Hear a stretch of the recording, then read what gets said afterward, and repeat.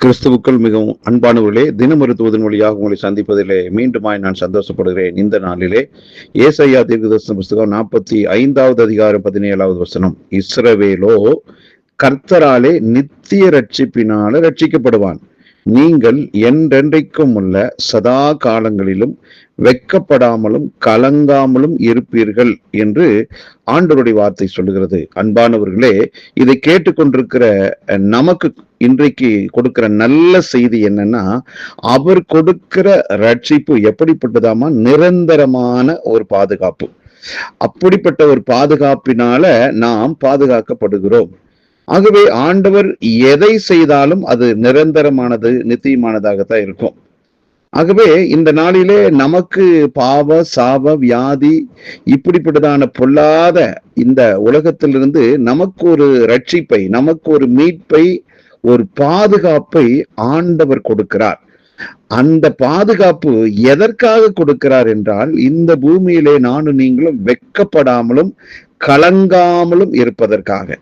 ஆகவே இந்த பூமியிலே நானும் நீங்களும் மகிழ்ச்சியோடு சந்தோஷத்தோடு எல்லா விதத்திலுமே தலை நிமிர்ந்து நடக்கத்தக்கதாக ஒண்ணு நடக்கணும்னா அதுதான் ஆண்டவர் கொடுக்கிற ரட்சிப்பு. ஆகவே நான் ரட்சிக்கப்பட்டேன் என்றதான ஒரு முழு நிச்சயம் ஒரு மனிதனுக்கு வரும்போது கூடவே அவனுக்கு கொடுக்கப்படுகிற ஒன்று, எந்த இடத்திலும் அந்த மனிதன் வெட்கப்பட்டு போக மாட்டான், தலை குனிந்து போக மாட்டான். ஆகவே நடக்கிற ஒவ்வொரு சம்பவங்களும், நமக்கு எதிராக வரக்கூடிய ஒவ்வொரு ஆயுதங்களையும் நாம் பார்க்கிற போது, எங்கோ எப்படியோ இந்த விஷயத்துல நான் வெட்கப்பட்டுருவனா, அல்லது கலங்கி போகும்படியான ஒரு சூழ்நிலை வந்துருமா, என் வாழ்க்கை அவ்வளவுதானா என்று ஒரு கேள்வி எழும்பும் போது, அருமையான தேவ பிள்ளையே, அந்த கேள்வி ஆண்டவரால் வந்ததல்ல, அது பிசாசினால வந்தது.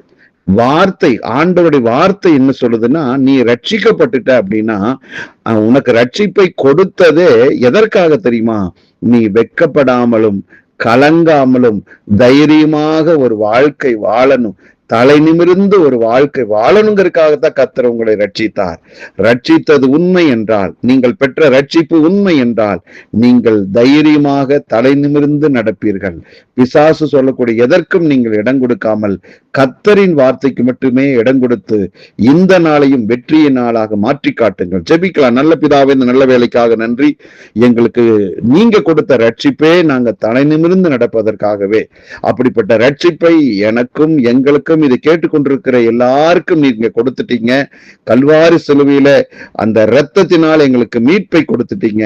அந்த மீட்பு எங்களை தலை நிமிரச் செய்கிறது, ஒவ்வொருவரையும் வாழ வைக்கிறது. ஸ்தோத்திரம் ஆண்டவரே. இந்த நல்ல வேளையில் எங்களை உங்க கருத்துல ஒப்பு கொடுக்கிறோம். இயேசு கிறிஸ்துவின் நாமத்தில் ஜெபிக்கிறேன் நல்ல பிதாவே. ஆமேன், ஆமேன்.